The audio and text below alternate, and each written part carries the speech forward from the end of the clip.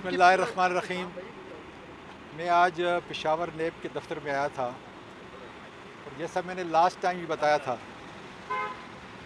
کہ اگر عمران خان کے اوپر عدت کا کیس بن سکتا ہے، چودھری ظہور الہی کے خلاف 70 کی دہائی کے اندر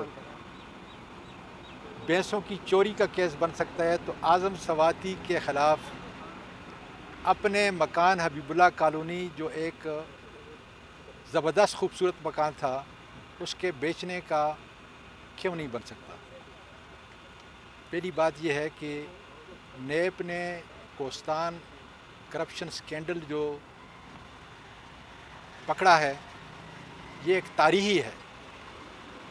اور میں سمجھتا ہوں کہ جن جن لوگوں نے اس کے اندر کرپشن کی ہے، پاکستان غریب ملک کے خزانے سے پیسے لیے ہیں، ان کو عبرتناک سزائیں دی جائیں، اور کسی طرح کی اگر اس کے اندر کسی کی ملاوٹ ہے، کولوژن ہے، اس کو قطعاً نہ چھوڑا جائے۔ عمران خان سے پہلے بھی میں کرپشن کے خلاف آواز اٹھاتا رہا ہوں، بڑے بڑے وزیروں کو جیل بھیجا ہے۔ آج اگر وہ مجھ کو انویسٹیگیٹ کر رہے ہیں تو میں اس کو ایک خوش آئند بات قرار دیتا ہوں، اس لیے کہ کوئی آدمی عمران خان نے بلکہ قانون نے، ہمارے دین نے ہمیں یہ سکھایا ہے کہ کوئی آدمی بھی قانون سے بالا تر نہیں ہے۔ میں نے سارے ڈاکومنٹ مکان کے فروخت کے بتا دیے ہیں ان کو، ساتھ یہ کہا ہے کہ اگر آپ کے دل کے اندر یہ شبہ ہے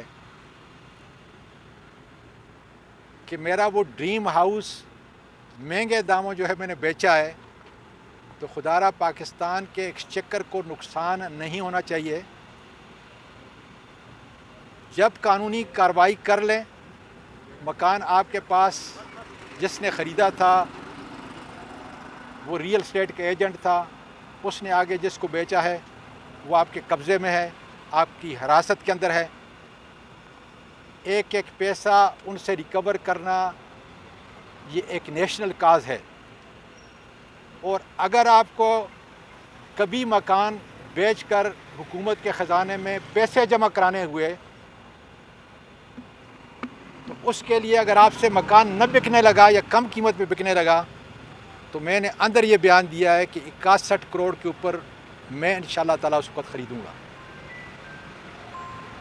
ہمیں نیب کے یا کسی اس ادارے کے ساتھ ہر طرح کا تعاون کرنا چاہیے، اور جن لوگوں نے حکومت کے وسائل کو نقصان پہنچایا، خاص کر KPK کی حکومت کے وسائل کو، ان کو عبرتناک سزا جو ہے ملنی چاہیے، تاکہ آئندہ کوئی یہ جرت نہ کر سکے۔ آپ یقین کریں کہ جن لوگوں نے پیسے نکالے نا، مطلب دنیا کے اندر کوئی نہیں سوچ سکتا، بینکوں سے نکلے ہیں بغیر کام کے، مطلب پہلے کسی کو بھی نہیں پتا تھا، لیکن بینکوں سے نکلے ہیں بغیر اس کے، اکاؤنٹنٹ جنرل کا آفس، جتنے بھی دفتر کے لوگ تھے وہ پتہ نہیں کہاں تھے،